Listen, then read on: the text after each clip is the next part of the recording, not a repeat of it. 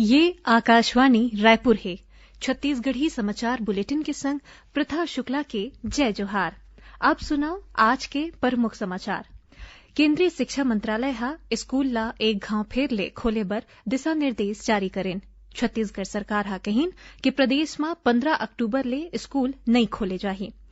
12 अक्टूबर तक चलैया विशेष अभियान कोरोना सघन सामुदायिक सर्वेक्षण में स्वास्थ्य मंत्री टीएस सिंहदेव हा कोरोना सर्वेक्षण दल ले लोगन मन ला सही जानकारी बताए के अपील करेन। औ प्रदेश के स्वास्थ्य विभाग हा कोरोना संक्रमण ला देखत हुए आपातकालीन स्थिति ले निपटे बर 1378 संविदा स्वास्थ्य कर्मचारी के नियुक्ति के अनुमति दे दे है। अब समाचार विस्तार ले। केंद्रीय शिक्षा मंत्रालय हा स्कूल ला एक घाव फेर ले खोले बर मानक संचालन प्रक्रिया ला जारी कर दिन है। केंद्र सरकार हा 15 अक्टूबर के बाद फेर ले स्कूल खोले ले संबंधित दिशा निर्देश घलो जारी करेन है, जो उनके 2 भाग में विभाजित है। स्वास्थ्य मंत्रालय के दिशा निर्देश के अनुसार स्वास्थ्य और सुरक्षा ला ध्यान में राखत हुए कुछ जरूरी नियम बनाए गए हैं, जेमा सुरक्षित दूरी बनाए राखे और मास्क पहनना शामिल है। दिशा निर्देश के दूसर भाग शैक्षिक और महामारी के बीच शिक्षण के नवा पद्धति ले संबंधित है। शिक्षा मंत्रालय हा ए बछर भर शैक्षिक गतिविधि के वैकल्पिक कैलेंडर बनाए ला घलो जरूरी बताइन है। शिक्षक मन ले कहे गे है कि ओमन सूचना तकनीकी के नवा कौशल ला अपनाए ताकि कक्षा में एकर समुचित इस्तेमाल करे जा सके। इही बीच छत्तीसगढ़ सरकार हा कहिन है कि प्रदेश में 15 अक्टूबर ले स्कूल नहीं खोले जाही। स्कूल शिक्षा मंत्री डॉक्टर प्रेमसाय सिंह टेकाम हा कहिन कि सबो स्कूल प्रमुख और पालक मन ले सहमति ले के बाद ही ए तय करे जाही कि प्रदेश में स्कूल खोले जाही या फिर नहीं खोले जाही।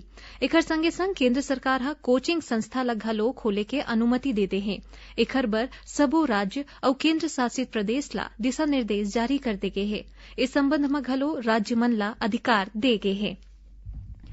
देश भर के सिनेमा हॉल अवैया 15 अक्टूबर ले एक घाव फेर शुरू हो जाही। केंद्रीय सूचना प्रसारण मंत्री प्रकाश जावड़ेकर हा एकर बारे में मानक संचालन प्रक्रिया के जानकारी दिन।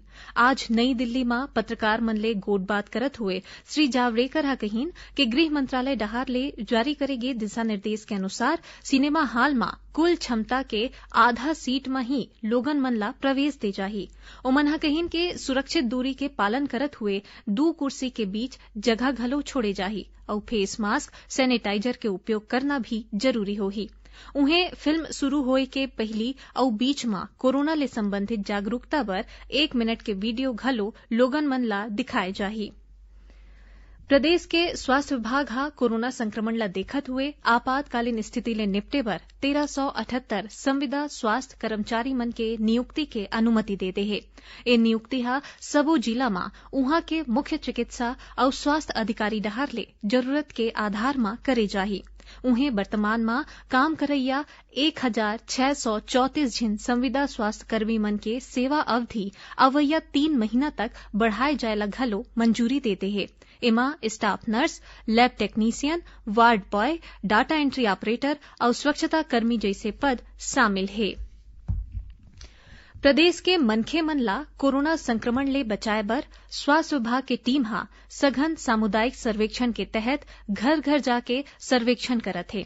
ए बेरा में लोगन मन ले सर्दी, बुखार, सांस ले में परेशानी और थकान जैसे सामान्य सवाल पूछे जाते। ए सर्वे ला 12 अक्टूबर तक चलाए जाही। स्वास्थ्य मंत्री टीएस सिंहदेव हा लोगन मन ले अपील करीन है कि सर्वेक्षण में शामिल होवैया अधिकारी और कर्मचारी मन ला सही जानकारी दे जाए। ए बेरा में अगर कोनो मनखे में कोरोना के लक्षण पाए जाथे त उखर जांच करे जाही और इलाज घलो तुरते शुरू हो जाही। श्री सिंहदेव हा कहिन है कि ए साबित हो चुके हैं कि कोरोना के लक्षण जल्दी पता चले और तुरते इलाज शुरू होए ले कोरोना के मरीज हा पूरा तरीका ले ठीक हो सकत है। संगे संग उमन हा ए अभियान ला सफल बनाए बर घलो मनखे मन ले अपील करीन है। इस सर्वेक्षण बर नगरीय क्षेत्र में रायपुर नगर निगम के आयुक्त सौरभ कुमार और ग्रामीण क्षेत्र में रायपुर जिला पंचायत के सीईओ गौरव कुमार सिंह ला नोडल अधिकारी बनाए गए हैं। उन्हें डिप्टी कलेक्टर मुकेश कोठारी ए अभियान बर पूरा रायपुर जिला के सहायक नोडल अधिकारी होही। इही बीच कोंडागांव जिला में सघन सामुदायिक सर्वेक्षण बर स्थानीय विधायक मोहन मरकाम आज प्रचार करे वाले गाड़ी ला हरा झंडी दिखा के रवाना करेन। छत्तीसगढ़ी समाचार बुलेटिन आप मन आकाशवाणी रायपुर ले सुनत हव। छत्तीसगढ़ के खबर ले है आपके वास्ता और खबर के विश्वसनीयता ले है हमर वास्ता। आकाशवाणी समाचार रायपुर के प्रादेशिक समाचार बुलेटिन के संगे संग हमर समसामयिक कार्यक्रम आप रेडियो के संग अपन मोबाइल में घलो सुन सकत हव। आकाशवाणी समाचार फेसबुक, ट्विटर और यूट्यूब में घलो हावय। हमर फेसबुक पेज हरे Chhattisgarh news on AIR, Twitter handle CGAIR news और हमर यूट्यूब चैनल हरे छत्तीसगढ़ AIR न्यूज। तो अब रेडियो के संगे संग आपके मोबाइल के माध्यम ले हम आप तक पहुंचत हन। छत्तीसगढ़ के हर खबर पर सुनत रहो आकाशवाणी समाचार। अब आगू बढ़बो बाची समाचार कोती। मुख्यमंत्री भूपेश बघेल हा बिजली बिल जमा कराए के संगे संग अउ कतकोन सुविधा देवैया नवा मोबाइल ऐप के शुरुआत करेन। मोर बिजली ऐप ले उपभोक्ता मन घर बैठे अब बिजली बिल जमा करा सकत हे। यहां बता दन कि छत्तीसगढ़ देश के पहली ऐसे राज्य बन गे हे जिहां मोबाइल ऐप ले बिजली बिल जमा कराए के सुविधा दे गे हे। ए मोबाइल ऐप में बिजली ले जुड़े शिकायत घलो करे जा सकत हे। उहें बिजली बिल के पुराना जानकारी घलो कोनो भी बेरा देखे जा सकत हे।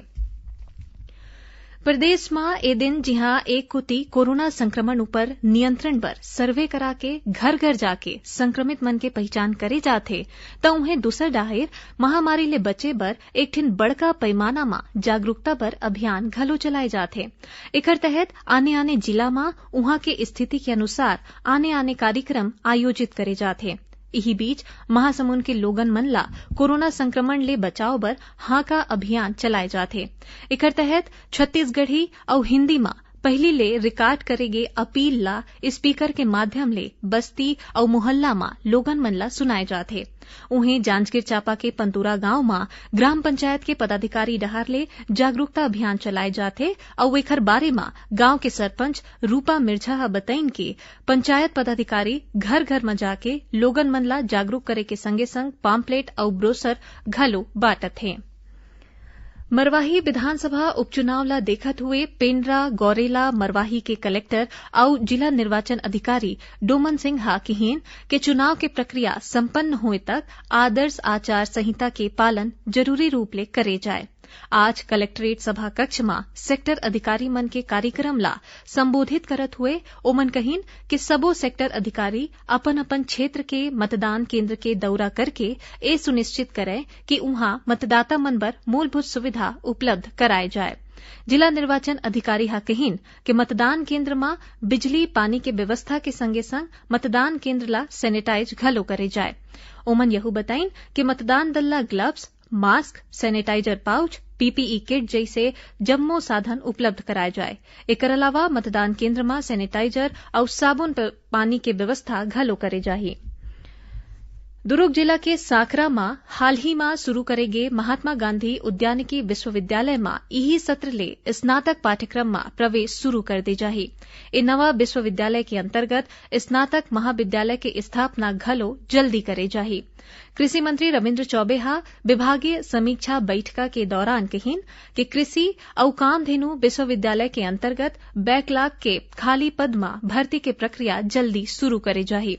एकर बाद श्री चौबे हा इंदिरा गांधी कृषि विश्वविद्यालय रायपुर और कामधेनु विश्वविद्यालय दुर्ग के कुलपति और महात्मा गांधी उद्यानिकी विश्वविद्यालय के विशेष अधिकारी मन के बैठका लेके प्रदेश में कृषि और उद्यानिकी के क्षेत्र में अनुसंधान समेत आने आने विषय में गोटबात करें। ए दौरान उमन खरीफ फसल में कीड़ा के प्रकोप ला रोके बर किसान मन ला दवा के इस्तेमाल करे के जानकारी दे जाए के घलो गोटबात कहिन है। आखिर में प्रमुख समाचार एक घाव फेर। केंद्रीय शिक्षा मंत्रालय हा स्कूल ला एक घाव फेर ले खोले बर दिशा निर्देश जारी करीन है। छत्तीसगढ़ सरकार हा कहिन कि प्रदेश में 15 अक्टूबर ले स्कूल नहीं खोले जाही। 12 अक्टूबर तक चलैया विशेष अभियान कोरोना सघन सामुदायिक सर्वेक्षण में स्वास्थ्य मंत्री टीएस सिंहदेव हा कोरोना सर्वेक्षण दल ले लोगन मन ला सही जानकारी बताए के अपील करीन है। और प्रदेश के स्वास्थ्य विभाग हा कोरोना संक्रमण ला देखत हुए आपातकालीन स्थिति ले निपटे बर 1378 संविदा स्वास्थ्य कर्मचारी के नियुक्ति के अनुमति देते है।